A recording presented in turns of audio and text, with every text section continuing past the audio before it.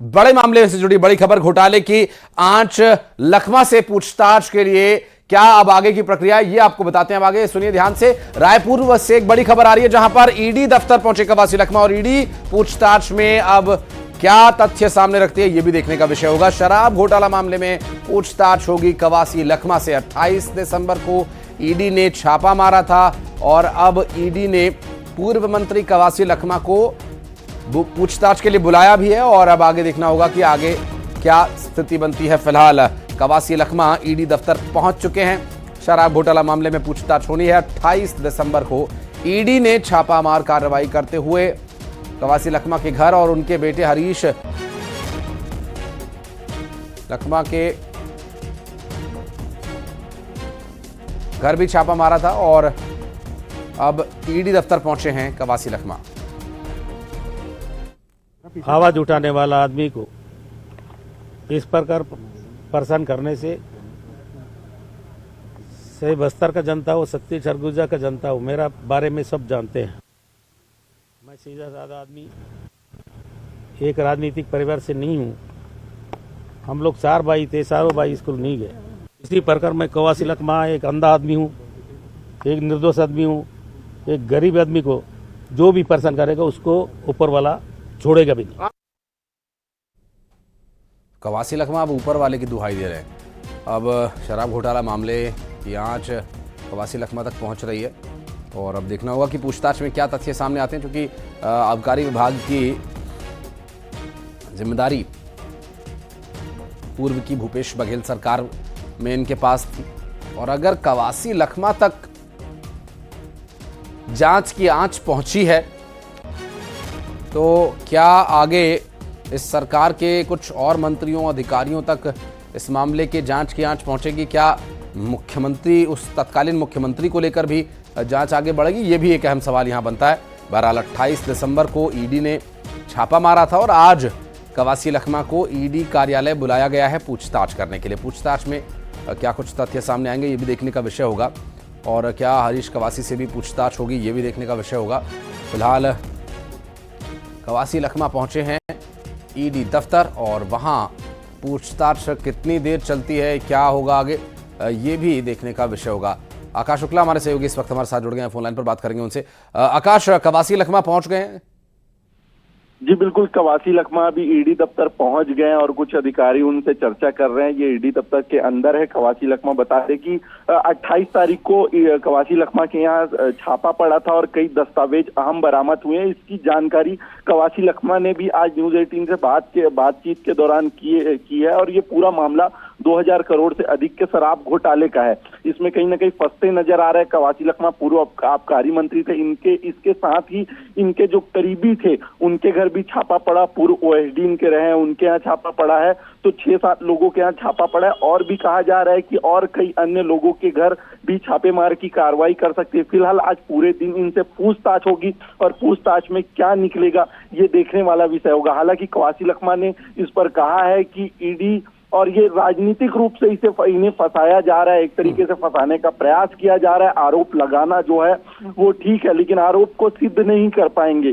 कोई कैश नहीं मिला है, जो घर पे दस्तावेज थे वो ले गए हैं, ये कवासी लखमा ने भी माना है। हालांकि पूछताछ चल रही है, अब आगे देखना होगा कि इस पूरे पूछताछ में क्या निकल के आता है। जी ठीक है, नजर आप बनाए रखिएगा। आगे डिटेल्स लेने के लिए फिर संपर्क करेंगे आपसे।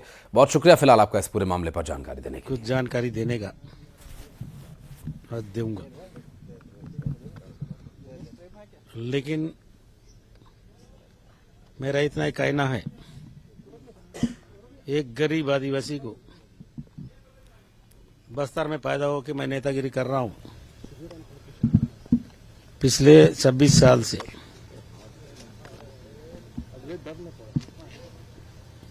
ईडी 2 साल, 1 साल, 1.5 साल हो गए काम कर रही है, लेकिन अभी तक मेरे को कोई परेशानी नहीं था।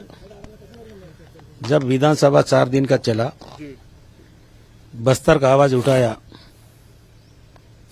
बस्तर के लोगों, आदिवासी लोग को तुलनार जैसे बच्चे लोगों को गोली मारना,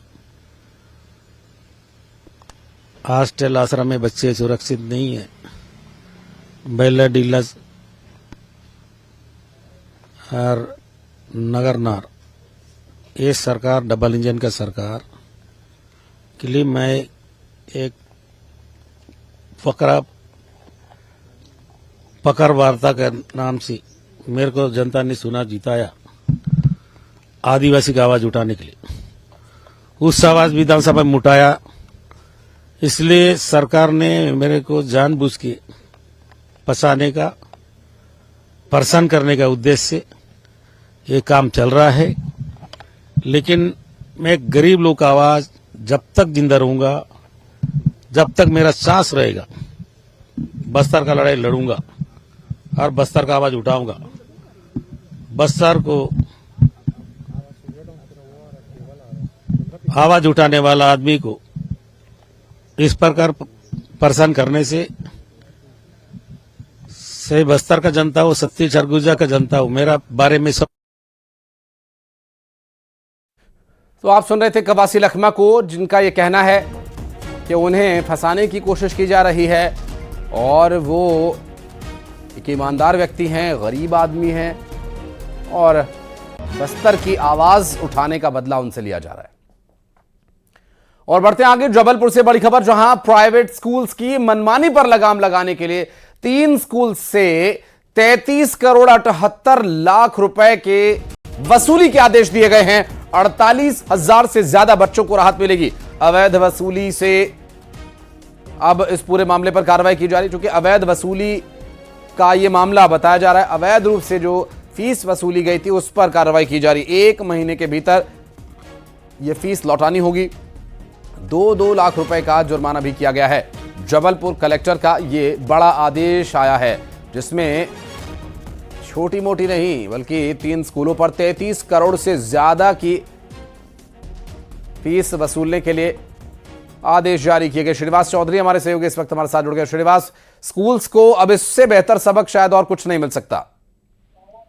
जी, आपका कहना बिल्कुल सही, क्योंकि लगातार ये देखा जा रहा है कि जो स्कूली बच्चों को है, जो निजी स्कूल है, वो जो फीस वृद्धि जो करते हैं अवैध रूप से, लगातार ये देखने मिल रहा कि जो शासन द्वारा गाइडलाइन दी गई फीस वृद्धि करने का, लेकिन उसके अनुरूप न करते 20 से 30% तक फीस का वृद्धि लगातार कर रहे हैं।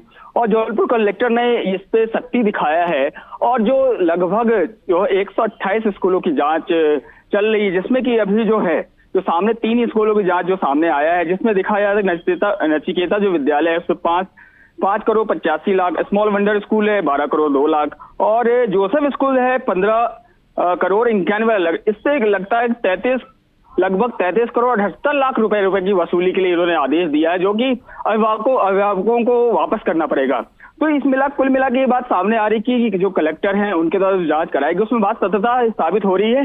कहीं न कहीं निजी स्कूल अवैध रूप से फीस की वृद्धि कर रहे हैं और अभिभावकों को जेब में लाकर डाल रहे हैं ये चीज।